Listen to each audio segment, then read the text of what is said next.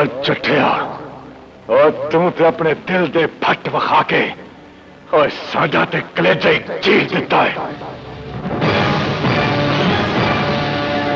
और अपने वैर दी जंज दा लड़ा पावे तू आप पड़ जाई पर बप्पू खान ने बरूद यहो जही आतिशबाजी चलानी है जी पहला किसी ने सुनी तो होगी पर वेखेगा पहली बार हुण दस अपनी गैरत को किदे कोल छड्ड आया तेरे शहर दा एक गैरतमंद जवान है। वो कुछ ठीक बोलते हैं बब्बू खान। इस दुनिया में गैरतमंदों की कमी नहीं है।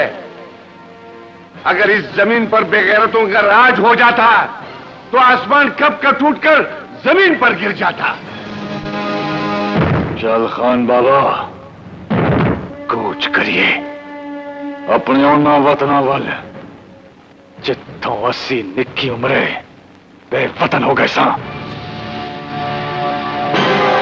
चल खान बाबा कूच करिए।